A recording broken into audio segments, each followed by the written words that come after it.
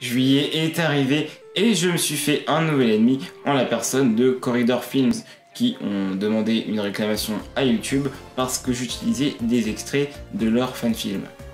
Ce mois-ci, j'ai alors décidé d'arrêter de vous promouvoir des fanfilms et au contraire de vous parler d'une de mes autres passions, les parquets. Au sommaire, on va parler de parquets flottants, de parquets contre-collés qui n'ont pas peur de s'accrocher, et d'un parquet blanc massif directement venu d'Asie centrale. Bienvenue dans Parquet Mensuel.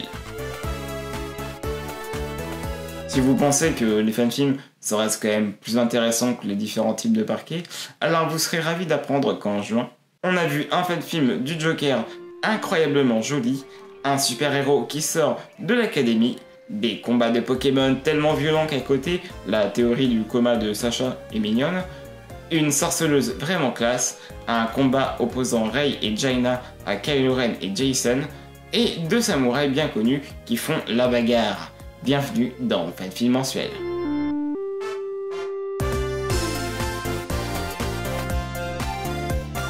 Il y a 1 an et demi, je classais le fanfilm Nightmare de Palm Drive Productions dans mon top 10 des meilleurs fanfilms de 2017. Aujourd'hui, je suis donc super heureux de vous montrer le préquel de ce fanfilm de Batman, haut en couleur, centré cette fois-ci sur le personnage antagoniste, le Joker. Ok, le scénario n'est peut-être pas aussi génial que dans le film précédent, mais franchement, les couleurs et les lumières donnent une ambiance très 80s, pas trop forceuse, qui dépayse pas mal pour du Batman.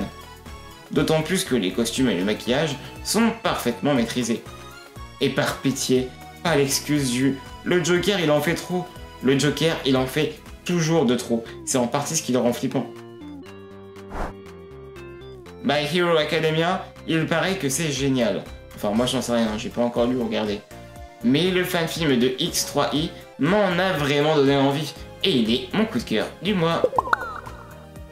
On y voit alors un combat entre un jeune héros de Los Angeles contre un malfrat, et j'aurais rarement vu un combat aussi jouissif dans un fanfilm. C'est du 10 sur 10 sans aucune hésitation.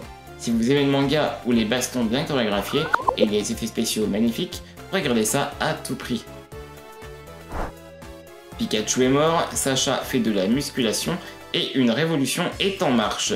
Tel est le scénario de The End of Pokémon. Le faux trailer produit par le créateur de la série Netflix de Castlevania est donc vraiment violent et ajoute un questionnement politique à l'univers des monstres de poche. Bien évidemment, nous n'aurons jamais de tels trucs officiels, mais franchement, l'animation est plutôt clean et j'aime assez voir des histoires de base changer comme ceci. Attention, je le répète, mais c'est assez sanglant et vraiment gore. Ne le regardez pas si vous êtes sensible. Dans l'univers de The Witcher, on ne voit jamais, ou quasiment jamais, de sorceleuse. Eh bien, The Cursed Maiden, de la chaîne Renaud Gregory, pallie à ce problème en nous présentant une chasseuse de monstres prête à en découdre. C'est très court mais hyper joli, les environnements sont nombreux et les costumes sont vraiment bien. Donc je vous le conseille activement.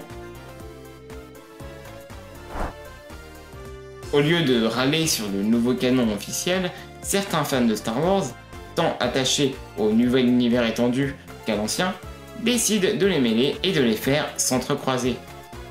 Alors que Rey suit son maigre entraînement avec Luke Skywalker, la jeune Jedi va devoir affronter son son ennemi juré, Kylo Ren. Alors qu'en parallèle, deux personnages de l'ancien univers étendu, Jaina et Jacen Solo, s'affrontent.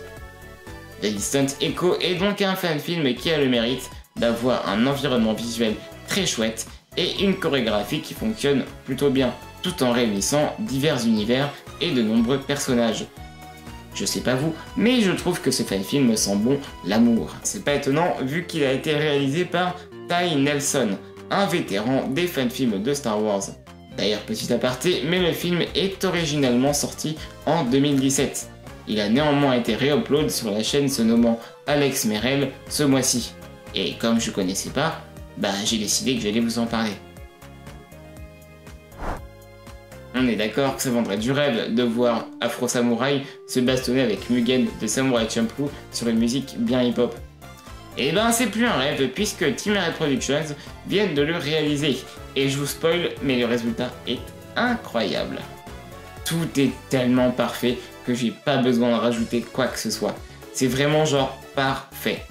Et en plus, ça s'inscrit dans le cadre d'une série, donc il y a déjà quelques épisodes et il y en aura d'autres par le futur. Tous les mois maintenant, je vous promets de nouvelles vidéos exclusives sur le patin des passions et tous les mois, j'ai pas vraiment le temps de les monter. Mais je vous assure qu'au mois de juillet, vous allez avoir le premier épisode d'une de mes séries de vidéos qui va me tenir à cœur et j'espère que vous serez là au rendez-vous. En attendant, vous retrouverez tous les fanfilms dont j'ai parlé dans cette vidéo dans la description juste en dessous. On se quitte ce mois-ci avec le trailer d'un tout nouveau projet de Hidden Vault Films. Celles et ceux qui nous avaient régalé du très bon Daywalker Blades Origin et du génial The Rise of Catwoman sont donc en train de préparer un fanfilm de Wolverine qui sera, je suis certain, beaucoup mieux que le dernier film X-Men sorti au cinéma. Des bisous à vous.